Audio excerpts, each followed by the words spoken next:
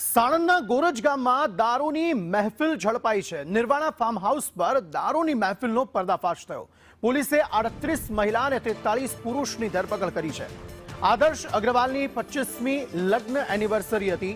લગ્ન જીવનના 25 વર્ષની ઉજવણી માટે અહીં પાર્ટી યોજવામાં આવી હતી। લગ્ન એનિવર્સરીને લઈને અહીંયા દારૂ પાર્ટીનું આયોજન કરવામાં આવ્યું હતું। મોંઘી દાટ દારૂની બોટલો પોલીસે જપ્ત કરી છે અને કરોડોની કિંમતની લક્ઝુરિયસ કાર પણ કબજે કરવામાં આવી છે।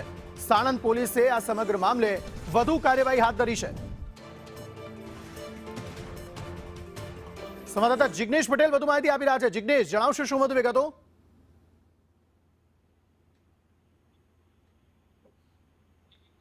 જી જિગ્નેશ। અંકિત, જે દારૂ પાર્ટી ગ્રામ્ય પોલીસ એટલે કે સાણંદ દ્વારા ઝડપી લેવામાં આવી છે તેમાં મહત્વની સૌથી મોટી વાત એ છે કે જે પાર્ટી ચાલતી હતી તે એક બિલ્ડર દ્વારા યોજવામાં આવી હતી। સાથે જ જે આદર્શ અગ્રવાલ છે તેના લગ્નની જે 25મી જે એનિવર્સરી હતી તેને લઈને પાર્ટી યોજાઈ હતી।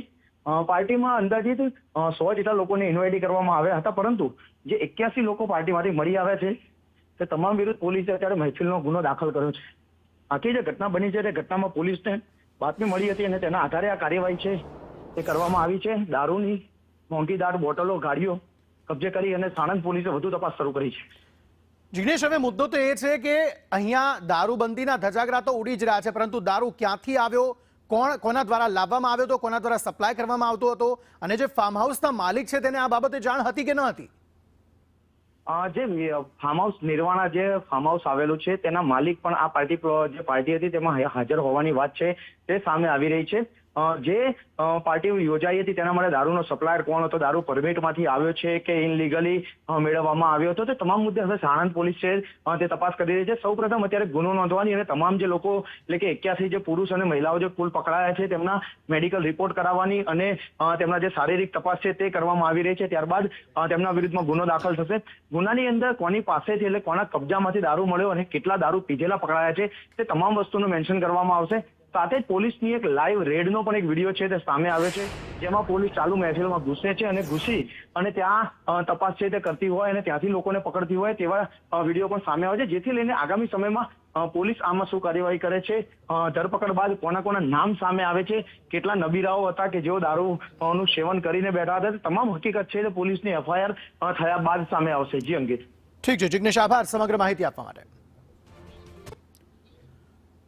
તો હવે મુદ્દો એ છે કે ભલે પરમિટ વાળો દારૂ હોય, પરંતુ ગુજરાતમાં દારૂબંધીના નિયમોનો રીતસર ધજાગરા અહીંયા ઉડતા જોવા મળ્યા કે જ્યાં એક ફાર્મ હાઉસનો માલિક જાણે એને એવું લાગે છે કે અમદાવાદની અંદર મારું ફાર્મ હાઉસ છે, તેમ છતાં પણ તે સરેઆમ લોકોને દારૂ પીવડાવી શકશે, અથવા તો એ ખુલ્લી છૂટ એવા લોકોને આપી શકશે જે તેમના પૈસાદાર મિત્રો હતા તેમને છૂટ આપી શકશે કે તે તેમના ફાર્મ હાઉસમાં આવીને દારૂ પાર્ટી કરી શકે।